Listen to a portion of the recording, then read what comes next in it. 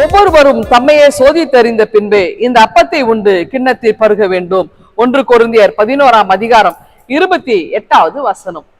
இன்றைக்கு தூய Thomas Aquinas அவர்களுடைய திருநாளா இருக்கு.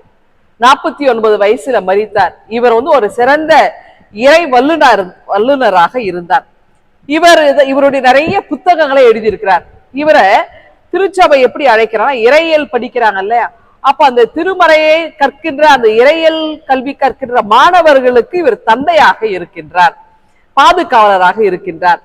அது மட்டுமல்ல, ஏனென்றால் அவர் தான் நிறைய புத்தகங்களை எழுதியிருக்கின்றார். 2ஆம் வேட்டிகன் கவுன்சில்ல இவர் எழுதுற புத்தகங்கள் மட்டுமே இறையியல் படிக்கிற மாணவர்களுக்கு சிலபஸா கொடுக்கணும்ன்றாங்க. அந்த அளவுக்கு சிறந்த ஒரு இறை வல்லுநராக இறை சிந்தனைகளை கொண்டு அந்த மாணவர்கள் கல்வி கற்கின்ற மாணவர்களுக்கு இவருடைய புத்தகங்கள் துணையாக இருக்குதுங்க. அப்போ எவ்வளவு ஞானம் அவருக்கு இருக்கு இல்லையா. அப்போ இவர் என்ன செய்யறாருன்னா நிறைய பணிகளை செய்கிறார். இவர் போதகராக பணியாற்றுகின்றார். இவர்கிட்ட ஒரு முறை இவர் என்ன செய்யறாருனாக்கா, ஐரோப்பிய நாடுகள பல இடங்களிலே இவர் ஆயராக பணியாற்றுகிறார். அப்போ மக்கள் இவர்கிட்ட கேட்பாங்க, அதாவது திருவிருந்து நேரத்துல திருவிருந்தை குறித்து நிறைய ஐயங்கள் அப்போ ஆதி திருச்சபையின் காலங்கள் இருந்தது. அதாவது இது அப்பமும் திராட்சை ரசமும் தானே இருக்கு, அப்போ இது திராட்சைகளை நாம பிழிந்து அதுல வருகிற ரசம் தானே, இது எப்படி ஆண்டவருடைய சரீரமாக ஆண்டவருடைய ரத்தமாக இது மாறுகிறது அப்படின்னு ஒரு கேள்வி எழுப்பப்படுகிறது. ஏன்னா கோதுமை மணியினாலே தான் இந்த அப்பம்லாம் தயாரிக்கப்படுகிறது. அப்படி என்றால் இது எப்படி மாறுகிறது, எப்படி அப்படியே தானே இருக்கு. அப்போ அவர் என்ன சொல்றாருனாக்கா, அது திராட்சை ரசம் அப்படியே தான் இருக்கிறது, அப்பமும் அப்படிதான் இருக்கிறது.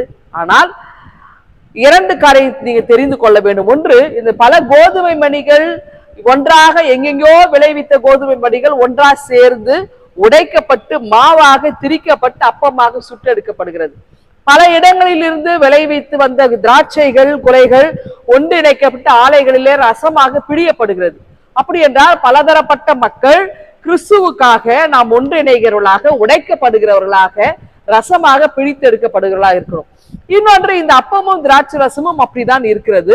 ஆனால் நாம ஆல்டர் கிட்ட வரும்போது நம்பிக்கையோட முழங்கால் படியிட்டு ஜெபத்தோடு அதை நம்ம வாங்கி எடுத்துக்கொள்ளும் பொழுது, பருகும் பொழுது அது ஆண்டவருடைய சரீரமாக ஆண்டவருடைய ரத்தமாக அது மாறுகிறது என்று அவர் சொல்கிறார். அப்ப விசுவாசத்தினால் மட்டுமே இது நிகழ்கின்ற ஒன்று. அப்படி என்றால் ஆல்டருக்கு வரும்போது நீங்க முக்கியமான காரியத்தை சொல்லி கொடுக்கிறார். நேரடியாய் ஆல்டர் அதை எடுக்கக்கூடாது. ஒரு 5 நிமிடம் அமைதியாக இருந்து நீங்கள் கடவுள் இடத்துல அர்ப்பணிங்க. அர்ப்பண ஜெபம் ரொம்ப முக்கியம் அப்படின்னு சொல்றார். அப்ப அர்ப்பணித்து ஜெபித்து அதன் பிறகுதான் ஆல்டர்ல பலிபீடத்தண்டை இந்த திருவிருந்தில பங்கு பெறணும்ன்றார். அப்புறம் மாண்புயர் அப்படின்னு ஒரு பாட்டு அவர் எழுதியிருக்கிறார். இந்த பாடலை பாடி உங்களை நீங்க ஆயத்தப்படுத்திக் கொள்ளுங்க. திருவிருந்துக்குன்னு சில பாடல்கள் இருக்குது. அப்படி என்றால் அந்த இறை ஒப்படைப்பு பாடல்களை பாடின பிறகு நீங்க இதை எடுத்துக்கொள்ளுங்கள் அப்படின்னு சொல்வார்.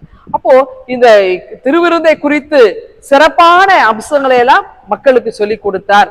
அதனால தான் அவர் எழுதின புத்தகங்கள், அநேக புத்தகங்கள் இன்னைக்கு பாடத்திட்டமாக இறையியல் கல்வி கற்கிற மாணவர்களுக்கு கொடுக்கப்பட்டிருக்கிறது. இறையியல் கல்வி நிறுவனங்கள் அதை ஏற்றுக்கொண்டிருக்கிறாங்க. சிறந்த ஞானியாக இருக்கின்றார். ஒரு முறை அவர் ஆல்டர்ல திருவிருந்து பரிமாறும் பொழுது அப்போ அவருக்கு திடீர்னு ஒரு தரிசனம் வந்துதான், ஒரு புத்தகத்தை எழுது அப்படின்னு சொல்லிட்டு. அப்ப வேகமாய் அங்க தோன்றின கருத்துக்களை வைத்து, ஆல்டர்ல அந்த கருத்துக்களை வைத்து தான் ஒரு புத்தகம் எழுதுற, சும்மா தியாலஜிக்கா அப்படின்னு சொல்லுவாங்க. அது வேத இயல் தொகுப்பு. இதுதான் அவருடைய கடைசி நூலாக இருந்தது. இதை அவர் அந்த திருவிருந்து காரியங்களை எல்லாவற்றையும் அவர் அந்த நூலிலே அதிலே அழகாய் எழுதி இருக்கின்றார். அதுக்கப்புறம் அவர் மரிக்கிறார். அவர் மரிக்கும் பொழுது என்ன சொல்றாருன்னா, ஆண்டவரிடம் ஜெபிக்கிறார். ஆண்டவரே, நான் ஒருவேளை இப்பொழுது நான் மரணத்தை எய்துவதாக இருக்கலாம், ஆனால் எனக்கு நீர் கொடுத்த ஞானம், நான் எழுதின அத்தனை புத்தகங்கள், என்னுடைய கண் விழிப்புகள், என்னுடைய உழைப்பு எல்லாமே உம்முடைய கிருபையினாலே உம்முடைய அன்பினாலே மட்டும்தான் நிகழ்ந்தது என்று சொல்லி அவர் தன்னுடைய உயிரை விட்டாராம். பாருங்க, உன்னை வணங்குகிறேன் கடவுளே, உன்னை வணங்குகிறேன் சொல்லி அவருடைய உயிர் மூச்சை, இறுதி மூச்சை அவர் நிறுத்தி விட்டார்.